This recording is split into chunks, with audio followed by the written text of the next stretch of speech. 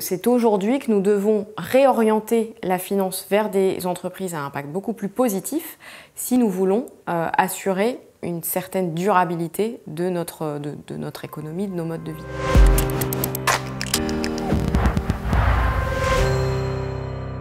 Je suis Stéphanie Gersten, je suis coordinatrice RSE chez Neuflize OBC et également déléguée générale de la fondation Feel Good Foundation by Neuflize OBC. Au quotidien, nous accompagnons des familles, des entrepreneurs, des fondations et des associations dans la gestion de leurs actifs patrimoniaux et corporate.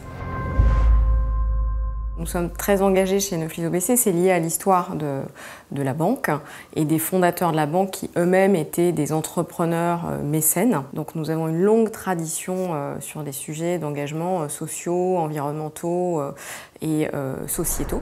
La raison d'être de Neuflize OBC, c'est effectivement une banque meilleure pour les générations à venir. Cette raison d'être, elle est au quotidien illustrée par les produits financiers qu'on va proposer à nos clients. On a un scope qui est assez large, qui va d'une offre d'investissement socialement responsable, donc d'une offre ISR, jusqu'à un accompagnement philanthropique de nos clients qui souhaitent avoir un impact d'intérêt général sans avoir de contrepartie financière. Et entre ces deux extrémités, on a également des solutions d'impact, d'investissement d'impact, grâce auxquelles les clients vont pouvoir cumuler rendement financier et impact social et environnemental. Alors l'investissement responsable, on n'a pas de définition toute prête, ni de nomenclature établie, mais on peut retenir que c'est un investissement qui prend en compte au-delà de la performance, uniquement de la performance financière, c'est un investissement qui va regarder la performance extra-financière de l'entreprise. C'est-à-dire, on va regarder comment cette entreprise gère ses risques ESG, c'est-à-dire ses risques environnementaux, sociaux et de gouvernance. Tous ces enjeux sont tellement importants que nous devons faire évoluer les modèles d'affaires si nous voulons demain avoir un monde soutenable. Et faire la transition de ces modèles d'affaires, ça suppose de réorienter une partie de l'économie vers des modèles économiques plus résilients. L'investissement responsable n'est pas encore devenu la norme, en tout cas pas chez les clients privés. Les clients institutionnels sont déjà beaucoup plus matures sur ces sujets-là, donc c'est des sujets qui sont déjà bien connus de ces clients-là. Et il y a un gros travail de pédagogie à faire auprès de la clientèle privée sur ce sujet de l'ISR. Quand on explique les choses, quand on explique que orienter son épargne vers des investissements qui ont à la fois une rentabilité financière et une rentabilité extra-financière, voire un impact positif sur la société, en règle générale, les clients sont plutôt réceptifs. Mais encore faut-il leur expliquer. Il y a effectivement un cliché qui perdure sur le fait que la seule performance serait la performance financière. Et là, il y a un vrai changement de narration à avoir. Il faut rassurer les investisseurs en leur expliquant que cette performance extra-financière, elle contribue à la rentabilité globale des investissements.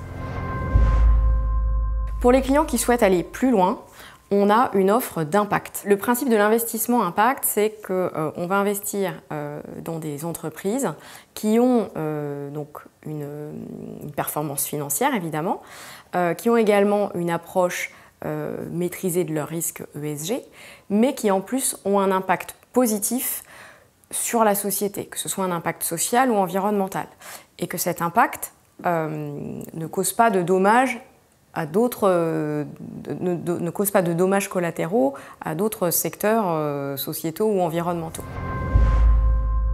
Et le dernier pilier de cette offre responsable, c'est le pilier philanthropique.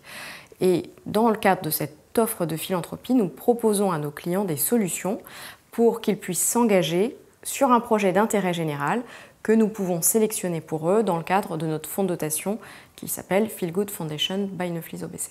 Aujourd'hui, via Feel Good Foundation, nous soutenons une dizaine de projets d'intérêt général dans des domaines qui sont assez variés, qui vont de l'environnement à l'humanitaire, en passant par l'agriculture durable, encore la santé ou la préservation du patrimoine. Très concrètement, nous avons participé à des projets environnementaux, par exemple, en soutenant des projets portés par la fondation Tara Océan sur des thématiques de pollution plastique, de biodiversité et de climat. Nous avons également soutenu des actions humanitaires en développant des programmes avec Action contre la faim au Népal et en République centrafricaine. Soutenir une dizaine de projets aujourd'hui, c'est déjà une belle réussite.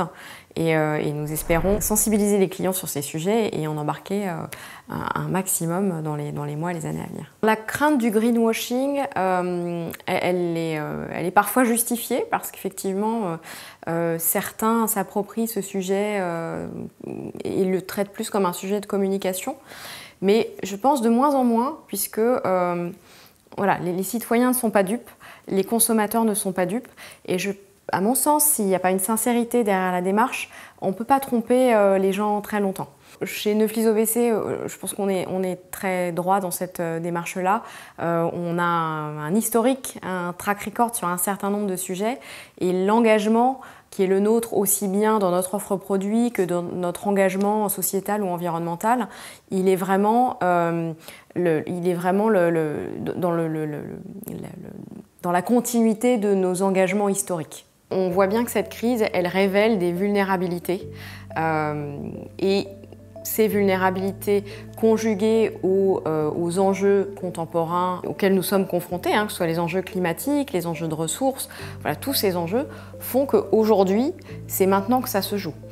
Que c'est aujourd'hui que nous devons réorienter la finance vers des entreprises à impact beaucoup plus positif si nous voulons assurer une certaine durabilité de notre économie, de nos modes de vie. Et si on veut remplir les engagements que l'on a pris, notamment dans le cadre de la COP21, qui vise à maîtriser le réchauffement climatique à moins de 2 degrés par rapport à l'ère pré-industrielle, il faut vraiment réorienter nos investissements et choisir les secteurs sur lesquels orienter l'épargne des citoyens. C'est assez enthousiasmant parce qu'on sait ce qu'il faut faire, on commence à avoir les outils pour le faire, donc il faut supprimer les freins et il faut vraiment y aller.